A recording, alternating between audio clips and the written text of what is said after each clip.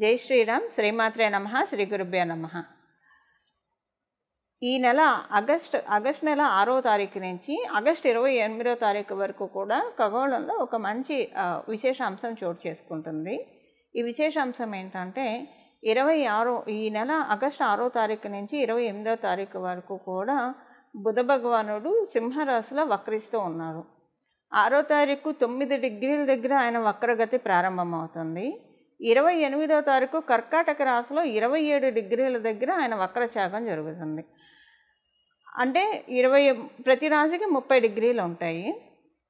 ఆయన వక్రగతిలో వెళ్తూ ఉన్నాడు కాబట్టి ఈ 9 డిగ్రీలు అంటే 9 డిగ్రీలు దాటుకొని అంటే ఇక్కడ డిసెండింగ్ ఆర్డర్లో వెళ్తుంది అనమాట. 9, 8, 7, 6, 5 ఇలా వెళ్తుంది. డిసెండింగ్ ఆర్డర్లో వెళ్ళి కర్కాటక రాశిలో రాశి మొత్తం మీద 30 డిగ్రీలు ఉంటాయి కదా. ఆ 30 డిగ్రీలు 30 డిగ్రీ, 29 డిగ్రీ, 28 డిగ్రీ, 27 డిగ్రీ దగ్గర ఒక సెకండ్స్ తోటి కొన్ని ఫ్రాక్షన్ ఆఫ్ సెకండ్స్ తోటి ఆయన వక్రచాగం జరుగుతూ ఉంది కర్కాటక రాశిలో. సాధారణంగా ప్రతి గ్రహం మధ్య మధ్యలో వక్రిస్తూ ఉంటాయి. ఒక సూర్యనారాయణమూర్తి తప్ప సూర్యచంద్రులకి వక్రగమనం ఉండదు. రాహుకేతువులు ఎప్పుడూ కూడా వక్రగమనంలోనే ఉంటారు. ఇంకా మిగతా ఈ ప్లానెట్స్ అంటే కుజుడు కానివ్వండి, మంగళ్ కానివ్వండి, గురువు కానివ్వండి, శనైశ్వరుడు కానివ్వండి, అలాగే బుధదేవుడు కానివ్వండి, శుక్రుడు, ఈ ప్లానెట్స్ వక్రగతిలోకి వెళ్తూ ఉంటాయి మధ్య మధ్యలో. అయితే ఇప్పుడు ప్రతిసారి వెళ్తూ ఉన్నప్పుడు ఇంపాక్ట్ డెఫినెట్గా ఉంటుంది. ఇప్పుడు ఇంకా ఇంపాక్ట్ ఉంటుంది. దానికి కారణం ఏంటో ఇప్పుడు నేను ఒకసారి మీకు ఎక్స్ప్లెయిన్ చేస్తాను. మనకి శనైశ్వరుడు వక్రగతిలోనే ఉన్నాడు. ఇప్పుడు ప్రస్తుతం వక్రగతిలోనే శనైశ్వరుడు ఉన్నాడు. ఆయన కుంభరాశిలో ఉన్నాడు. బుధ భగవానుడు సింహరాశిలో నుంచి వక్రగతిలో ఉన్నాడు. కుంభరాశి, సింహరాశి ఈ రెండు సమసప్తకాలు అవుతాయి. కుంభరాశి నుంచి సింహరాశి 7వ స్థానం అవుతుంది. సింహరాశి నుంచి కుంభరాశి 7వ స్థానం అవుతుంది. వైస వర్స ఇది సమసప్తకాలు అవుతాయి. ఈ సమసప్తకాల్లో 2 గ్రహాలు వక్రించడము, ఒకటి శనైశ్వరుడికి, అందులో కుంభరాశి స్వక్షేత్రము, ఇక్కడ వక్రించడము డెఫినెట్గా ఇంపాక్ట్ ఉంటుంది. మామూలుగానే శశబుధ యోగం చాలా మంచి యోగము. ఇప్పుడు ఖగోళంలో ఇది వక్రించి ఏర్పడుతూ ఉంది ఈ శశబుధ యోగం. సాధారణంగా శశబుధ యోగం ఏంటంటే డబ్బుల్ని ఇస్తుంది. కానీ ఈ డబ్బులు ఏంటంటే మనము చక్కగా ఒక సిస్టమేటిక్గా ఒక క్రమశిక్షణతోటి, ఆర్థిక క్రమశిక్షణతోటి, ఫైనాన్షియల్ డిసిప్లిన్ తోటి మనం డబ్బుల్ని దాచుకోవడానికి కానివ్వండి, ఇన్వెస్ట్మెంట్ చేసుకోవడానికి కానివ్వండి, వచ్చిన ప్రతి రూపాయి, మన పాకెట్లో పడిన ప్రతి రూపాయి కూడా మనం చాలా చక్కగా బాగా యూటిలైజ్ చేసుకుంటాం. అంటే శశబుధ యోగం ఎవరికైతే ఉంటుందో జన్మజాతకంలో వాళ్ళకున్న ఫైనాన్షియల్ డిసిప్లిన్ ఇంకెవ్వరికి ఉండదని చెప్పాలి. వాళ్ళని చూసి అందరూ ముచ్చటపడి డబ్బులు ఇలాగ సేవ్ చేసుకోవాలా, ఎంత సంపాదించామో ఇవన్నీ పక్కన పెడితే అసలు ఆర్థిక క్రమశిక్షణ లేకపోతే డబ్బులు ఎంత వచ్చినా ఉపయోగం ఏముంటుంది? ఈ ఆర్థిక క్రమశిక్షణని శశబుధ యోగం ప్రతి ఒక్కరికి కలిగిస్తుంది. శనైశ్వరుడు ప్రతి విషయంలో క్రమశిక్షణ ఇస్తాడు. బుధుడితో కూడితే కనుక ఆయన ఆర్థిక క్రమశిక్షణని ప్రతి ఒక్కరికి కలగజేస్తారు. ఇప్పుడు వీళ్ళిద్దరూ కూడా వక్రగతిలోకి వెళ్ళారు. వక్రగతిలో కంటే ఇది ఎలా ఉంటుందంటే, ఇప్పుడు ఒక స్కూల్లో ఒక టీచరు క్లాసులో లెసన్స్ చెప్తూ ఉన్నారు. లెసన్స్ చెప్తూ మధ్యలో ఆవిడకి కావచ్చు, లేదా చెప్పే అధ్యాపకులకు కావచ్చు, ఏదైనా ఫోన్ కాల్ వస్తే లేదా ఎవరన్నా పిలిస్తే బయటికి వెళ్తారు అనుకోండి. అప్పుడు పిల్లలు ఒక్కసారిగా కేరింతలు కొట్టి అరిచి చాలా క్రౌడీగా నాయిసీగా ఉంటుంది క్లాస్ రూమ్ అంతా. ఇది ఒకటి. ఇది ఏంటంటే అక్కడ తప్పక ఆవిడ బయటికి వెళ్ళింది కాబట్టి, ఆవిడ కావచ్చు లేదా అధ్యాపకుల వారు కావచ్చు. ఒక్కొక్కసారి ఏముంటుందంటే లీజర్ పీరియడ్ అని ఉంటుంది. సో అధ్యాపకులే వదిలేస్తారు ఫ్రీగా, కాసేపు ఒక 1 పీరియడ్ వరకు ఆడుకోండి అని చెప్పేసి. అంటే ఇప్పుడు లీజర్ పీరియడ్స్ ఉన్నాయో లేవో తెలియదు, కానీ మా చిన్నప్పుడైతే లీజర్ పీరియడ్ ఒకటి ఉండేది డెఫినెట్గా. సో అలా వదిలేసేవాళ్ళు, ఒక పీరియడ్ వరకు వదిలేసేవాళ్ళు. అంటే వాళ్ళు వదిలేస్తారు అలాగా. ఇప్పుడు ఇదంతా ఎందుకు చెప్తున్నానంటే, శనైశ్వరుడు మరియు బుధ భగవానుడు ఆర్థిక క్రమశిక్షణ ఇస్తారు. ఇప్పుడు ఏం చేస్తారంటే ఆర్థిక క్రమశిక్షణ ఇచ్చి మనం ఫైనాన్షియల్గా ఎలా దాచుకుంటే డబ్బులు మనకి రెట్టింపు అవుతాయి, మన డబ్బులు గుడ్లు పెట్టడం అనేది శని బుధులు కలిసి ఉంటేనే సాధ్యమవుతుంది కుండలిలో. ఇప్పుడు అందరికీ శని బుధులు కూడా కలిసి ఉండరు. ఎవరి జాతకంలో కూడా మనం చూస్తే చాలా అంటే అందరికీ కలిసి ఉండాలని ఉండదు ఆ కాంబో.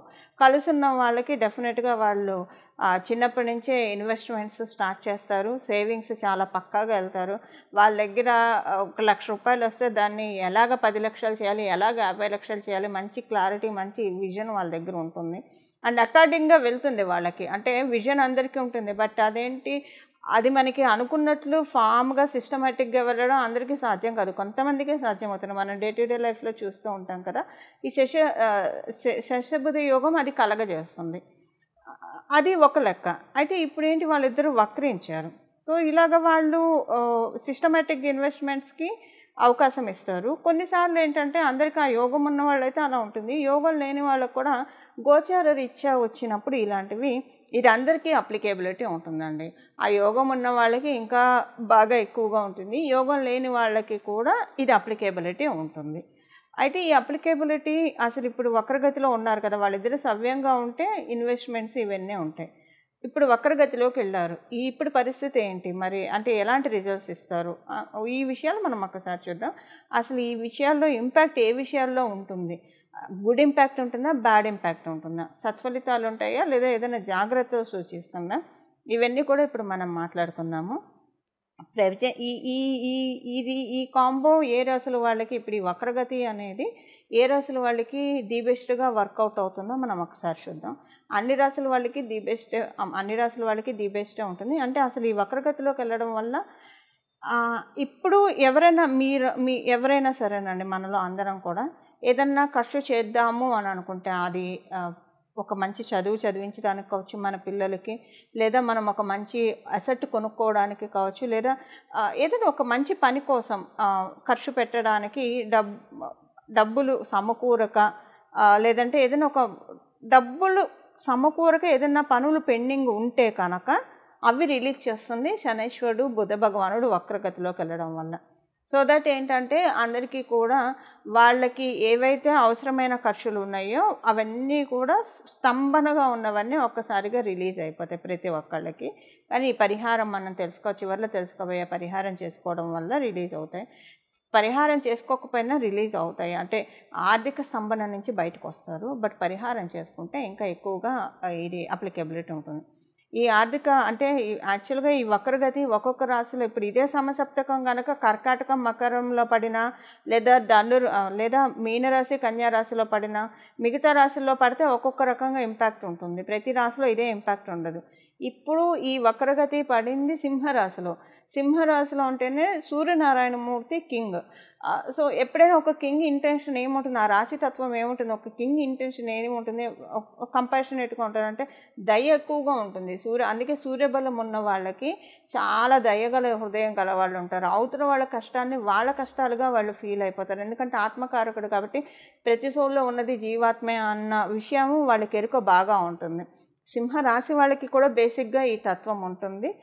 సూర్యనారాయణమూర్తి ఆత్మకారకుడుగా ఉన్న వాళ్ళకి ఈ తత్వం ఉంటుంది, లేదా వాళ్ళ జన్మజాతకంలో సూర్యనారాయణమూర్తి బలం ఎక్కువగా ఉన్న వాళ్ళకి కూడా ఇది ఎక్కువగా ఉంటుంది. ఎప్పుడు వాళ్ళ సైడ్ నుంచి అని కాకుండా అందరి సైడ్ నుంచి ఆలోచిస్తారు, అది ఆ క్వాలిటీ సింహరాశిలో ఉంటుంది. ఇప్పుడు ఈ విషయం ఎందుకు చెప్తున్నానంటే, ఈ క్వాలిటీ సింహరాశిలో ఉంది కాబట్టి బుధ భగవానుడు ఇక్కడ వక్రిస్తున్నాడు, శనైశ్వరుడు ఆల్రెడీ సప్తమ స్థానంలో వక్రిస్తూ ఉన్నాడు కాబట్టి ఎవరెవరైతే ఆర్థికంగా స్తంభించిపోయి ఉన్నారో వాళ్ళందరికీ రిలీజ్ చేయడానికే, ఆర్థిక స్తంభన నుంచి రిలీజ్ చేయడానికే ఇప్పుడు గోచారంలో ఈ ట్రాన్సిట్ చోటు చేసుకుంటూ ఉంది, అంటే ఈ వక్రగతి అనేది చోటు చేసుకుంటూ ఉంది. ఇది ద్వాదశ రాశుల వాళ్ళకి ఏ విషయాల్లో, ఇది కేవలంగా ఫైనాన్షియల్ మ్యాటర్స్లోనే, ఇంకా రిలేషన్స్ విషయంలో, ఈ రెండిట్లో ఇది వర్కౌట్ అవుతుంది. ఏ విషయాల్లో ఉంటుందనేది చెప్దాం. అయితే ఈ వక్రగతి కొన్ని రాశుల వాళ్ళకి ఇంకా కొంచెం ఎక్కువగా ఉంటుంది, అది ఎవరికో మొదట మనం చెప్పుకుందాము. కర్కాటక రాశి వాళ్ళకి ఇది బాగా చాలా బాగా యోగిస్తుంది. అలాగే సింహరాశి వాళ్ళకి ఇది చాలా బాగా యోగాన్ని ఇస్తుంది. మకర కుంభరాశుల వాళ్ళకి ఇది మంచి యోగాన్ని, ధనుర్మీన రాశుల వాళ్ళకి ఇది చాలా మంచి యోగాన్ని కలగజేస్తుంది. అయితే మిగతా రాశుల వాళ్ళకి లేవా అండి అంటే, మిగతా రాశుల వాళ్ళకి కూడా డెఫినెట్గా ఉంటాయి, బట్ ఈ రాశుల వాళ్ళకి కొంచెం ఎక్కువగా ఉంటుంది. ఎందుకంటే బుధ భగవానుడు కర్కాటక రాశికి పూర్తిగా అనుకూలం కాదు, అందుకని ఇప్పుడు కర్కాటక రాశి వాళ్ళకి అనుకూలంగా ఉంటుంది. అలాగే సింహరాశి వాళ్ళకి జరుగుతున్నది సింహరాశిలో కాబట్టి సింహరాశి, మకర కుంభం ఎందుకంటే ఇక్కడ సప్తమ స్థానం కుంభరాశి అయింది. కుంభరాశిలో శనీశ్వరుడు వక్రగతిలో ఉండి మకర రాశిలోకే కదా ఆయన వెళ్ళేది. అందుకని వాళ్ళిద్దరికి ధనుర్ మీన రాశుల వాళ్ళకి డెఫినెట్గా కేంద్రాధిపత్యం దోషాన్ని కలిగి ఉంటాడు బుధ భగవానుడు ఈ రాశుల వాళ్ళకి, ఈ లగ్నాల వాళ్ళకి. ఇప్పుడు ఏంటంటే ఆ దోషం కాస్త యోగంగా పరిణమిల్లుతుంది. అందుకని ఈ రాశుల వాళ్ళకి కొంచెం ప్రత్యేకం. బట్ అందరికీ కూడా ఇది ప్రత్యేక అంశం. మిగతా రాశుల వాళ్ళకి కాదు అంటానికి లేదు. ఎందుకంటే డెస్టినీ ఎప్పుడైనా మనకి ఇవ్వాలంటే పక్షపాతం అస్సలు ఉండదు. కతే ఏది కూడా మనకి ఈ సృష్టిలో ఏ విషయం కూడా అయాచితంగా రాదు. అయాచితం అంటే ఫ్రీ ఆఫ్ కాస్ట్తో ఏది రాదు. ఫ్రీ ఆఫ్ కాస్ట్తో వచ్చింది ఏది కూడా మనకి అంత సత్ఫలితాలను కూడా ఇవ్వదు. అందుకే విద్య నేర్పిన గురువుకు కూడా మనం గురుదక్షిణ చెల్లిస్తాం. ఎందుకంటే దక్షిణ లేని విద్య ఫలించదు కాబట్టి. సో అందుకని ఏది కూడా మనకి ఫ్రీ ఆఫ్ కాస్ట్తో రాదు. దానికి మనం కొంత మూల్యం చెల్లించాలి. ఆ మూల్యం ఏంటంటే పరిహారం. ఆ పరిహారం ఏం చూసుకోవాలనేది మనం ఈ వీడియో చివరిలో మనం తెలుసుకుందాము. అన్ని రాశుల వాళ్ళకి ఏ ఏ విషయాల్లో ప్లస్గా ఉంటుంది ఒక 2-3 పాయింట్స్లో మనం ఈ ట్రాన్సిట్ గురించి ఒకసారి అన్ని రాశుల వాళ్ళకి ఎలా ఉంటుంది అనేది మనం ఒకసారి డీటెయిల్డ్గా వెళ్దాం. తులారాశి వాళ్ళకి బుధ భగవానుడు లాభస్థానంలో వక్రించి దశమ స్థానానికి వెళ్తున్నారు. పంచమంలో ఉన్న శనీశ్వరుడు వక్రిస్తూ ఉన్నాడు. శనీశ్వరుడు అయితే మీకు పరిపూర్తి రాజయోగ కారకుడే, కానీ పంచమంలో ఉండి వక్రించడం అంత మంచిది కాదు. బట్ ఇక్కడ ఏంటంటే మీకు వచ్చే అనుకూలతలు ఏంటంటే ఫైనాన్షియల్గా ఉద్యోగస్తులకి మంచి అనుకూలతలు, ఆర్థిక అనుకూలతలు డెఫినెట్గా చక్కగా ఉంటాయి. ఉద్యోగస్తులందరికీ కూడా, వ్యాపారస్తులకి కూడా ఫైనాన్షియల్గా మంచి అనుకూలతలను అయితే చూస్తారు. మంచి గుడ్ చేంజ్ అని కాదు కానివ్వండి, డెఫినెట్గా ఊపిరి పీల్చుకునే సిచ్యువేషన్స్ అయితే ఇప్పుడు మీకు కలగజేస్తారు. ఏదైనా విషయంలో మీరు డబ్బులు కట్టాలి అంటే డబ్బులు కట్టే విషయంలో, డబ్బుల విషయంలో ఏదైనా ఇబ్బందులు పడుతూ ఉంటే అది ఏ రకంగా అయినా సరే అది ఇప్పుడు సెటరైట్ అయ్యే సమయం మీకు తులారాశిలో పుట్టిన వాళ్ళందరికీ కూడా. అలాగే మీకు అంటే ఫైనాన్షియల్ మ్యాటర్స్కి సంబంధించిన ఆలోచనలు ఎక్కువగా ఉంటాయి. ఏం చేస్తే ఫైనాన్సెస్ బాగా స్ట్రాంగ్ అవుతాయి, ఇలాంటి ఆలోచనలు కలిగించడానికి ఇప్పుడు శని బుద్ధులు ఇద్దరు కూడా వక్రిస్తూ ఉన్నారు. ఈ వక్రగతి మీకు కొత్త ఆలోచనలు పుట్టిస్తుంది. సో ఫైనాన్షియల్గా మీరు కొన్ని స్టెప్స్ తీసుకుంటారు. ఒక మంచి కోర్సు నేర్చుకోవడమో, లేదా ఏ మంచి పని చేస్తే మీ ఫైనాన్షియల్గా సెటిల్మెంట్ అవుతారో అలాంటి మంచి పనులు ఇంప్లిమెంట్ చేయడానికి ఈ ట్రాన్సిట్ చాలా చక్కగా ఉంది. ఇది తులారాశిలో పుట్టిన వాళ్ళకి మరియు తులా లగ్నంలో పుట్టిన వాళ్ళందరికీ కూడా శని బుద్ధులు వక్రిస్తూ కలిగిస్తున్న విశేషాంశాలు. ఇప్పుడు ఏం పరిహారం చేసుకుంటే ఈ శిషబుధ యోగం, వక్రగతిలో ఉన్న ఈ శిషబుధ యోగం ద్వాదశ రాశుల వాళ్ళకి ఫైనాన్షియల్ మ్యాటర్స్లో బాగా రిలీజ్ అవుతాయో, అంటే ఫైనాన్షియల్ మ్యాటర్స్లో అనుకూలతలు ఉంటాయో అది ఇప్పుడు చూద్దాం. అయితే అసలు పరిహారం చేసుకోకపోతే ఏమవుతుందండి? పరిహారం చేసుకోకపోతే యోగం రిలీజ్ కాదా అన్న సందేహం తలెత్తవచ్చు కొంతమందికి. దానికి ఒకసారి మనం మాట్లాడుకుందాం. ఇప్పుడు పరిహారం చేసుకోకపోయినా వచ్చేదే. కాకపోతే పరిహారం చేసుకుంటే మీకు అంతా కూడా చాలా ప్రశాంతంగా వస్తుంది. అంటే రావాల్సినవన్నీ కూడా మనకి రావాల్సినవన్నీ ప్రశాంతంగా వస్తాయి. పరిహారం చేసుకోకపోతే అంతా ఏమవుతుందంటే వచ్చేదే కానివ్వండి, ఏడిపించి ఇస్తారు. అంతకు మించి ఏం లేదండి. ఇప్పుడు మనం జనరల్గా లైఫ్లో చూస్తూనే ఉంటాం కదా, కుండలీలో ఒకవేళ మీ జన్మ కుండలీలో అర్గళాస్ ఉన్నాయి అనుకోండి, ఇంటర్వెన్షన్ అంటాం. ఈ అర్గళాస్ ఉంటే ఏమవుతుందంటే ఏ యోగం అనుభవించజేయను. అంటే ఇది ఒక సామెత మీకు తెలిసే ఉంటుంది, గడ్డివామ దగ్గర కుక్క అన్న సామెత చందాన. ఏ యోగం మీకు అనుభవ యోగంలోకి రానియకుండా అడ్డుపడుతూ ఉంటాయి. ఇది మీకు అర్థమయ్యేది చెప్పాలంటే ప్రొఫెషన్గా ఎదుగుతుంటే కాళ్ళు పట్టుకొని లాగే వాళ్ళు ఉంటారు, అడ్డుపుల్లలేసి వచ్చే వాటిని చెడగొట్టే వాళ్ళు ఉంటారు. ఇలాంటివి రకరకాలుగా ఉంటాయి కదా. ఇవన్నీ కాకుండా ఇప్పుడు అదృష్టవంతులను ఎవరు చేర్చలేరు, దురదృష్టవంతులను ఎవరు బాగు చేయలేరు. ఇది మనందరికీ తెలిసిన సత్యమే. సో అదృష్టవంతులకైతే అసలు బాధే లేదు. ఎన్ని ఆటంకాలు వచ్చినా వాళ్ళు దృఢ సంకల్పంతో వాటన్నిటిని అధిగమించుకుంటూ వెళ్ళిపోతారు. ఈ అర్గణాస్ ఇవి ఇబ్బంది పెట్టకుండా ఉండడానికి మీ జన్మజాతకంలో ఉంటే దానికి పరిహారం చేసుకుంటే ప్రశాంతంగా వస్తాయి. లేకపోయినా వస్తుంది. మేబీ అవుట్ ఆఫ్ 100% మీకు 70% వచ్చేది 30% వస్తుంది. అందువల్ల పరిహారం చేసుకోవడం వల్ల మరీ ఎక్కువ ఏడిపించకుండా డెస్టినీ మీకు రిలీజ్ చేస్తుంది. మీకు రావాల్సిన అంటే దేనికోసమైతే మీరు ఎదురు చూస్తున్నారో, ఏ ఫైనాన్షియల్ బెనిఫిట్ కోసం అయితే మీరు ఎదురు చూస్తున్నారో అది మీకు అందుతుంది. ఇప్పుడు దీనికోసం మనం పరిహారం చూద్దాము. ఏం పరిహారం చేస్తే ఇది బాగా యోగిస్తుంది. ఇది స్టార్ట్ అయిన స్టార్టింగ్ డే నుంచి అంటే 6వ తారీఖు నుంచి ఆగస్టు 6వ తారీఖు నుంచి ఆగస్టు 28వ తారీఖు వరకు కూడా ప్రతిరోజు క్రమం తప్పకుండా విష్ణు సహస్రనామం వినడము. విష్ణు సహస్రనామం చదవడం వస్తే ఇంకా మంచిది. చదవడం కానీ వినడం కానీ చేస్తే చాలా మంచిది. విష్ణవే నమః విష్ణవే నమః విష్ణవే నమః అని మనసులో ధ్యానించుకుంటూ ఉంటే ఇంకా మంచిది. అయితే ఆడవాళ్ళకి పీరియడ్స్ వస్తే ఆ 4 రోజులు వదిలేసేయండి, మిగతా రోజుల్లో వినండి.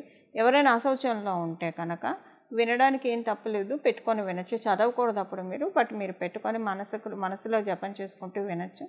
లేదా మీకు వినడం కూడా ఎందుకు అని అనుకుంటే విష్ణవే నమః విష్ణవే నమః విష్ణవే నమః అని ఈ నామాన్ని జపించుకోవచ్చు. సర్వకాల సర్వ అవస్థల్లో భగవంతుడి నామాన్ని జపించడానికి ఎలాంటి మనం ఏ అవస్థలో ఉన్నాము, ఏ కాలంలో ఉన్నాము, ఏ సమయంలో ఉన్నాము ఏమీ ఇది లేదంటే మీరు అశౌచంలో ఉన్నారా, పీరియడ్లో ఉన్నారా, లేదా బాత్రూమ్కి వెళ్ళొచ్చారా, లేదా ఎక్కడన్నా వేరే వేరే ప్రదేశాల్లో ఉన్నారా, ఇలాంటివి ఏమీ కౌంట్ రావు. సర్వకాల సర్వావస్థలో భగవంతుడి నామాన్ని జపించుకునే భాగ్యాన్ని కలియుగంలో మనకి పెరుమాళ్ళు ప్రసాదించారు. అందువల్ల విష్ణవే నమః అని అనుకుంటూ ఉన్నా కూడా సరిపోతుంది. విష్ణుమూర్తి పాదాన్ని గట్టిగా పట్టుకుంటే ఈ బుద్ధ భగవానుడు వక్రగతి డెఫినెట్గా ఆర్థిక అనుకూలతల్ని చక్కగా తెచ్చిపెడుతుంది ద్వాదశ రాశుల వాళ్ళకి, ద్వాదశ లగ్నాల వాళ్ళకి. మంగళం. నమో భగవతే వాసుదేవాయ.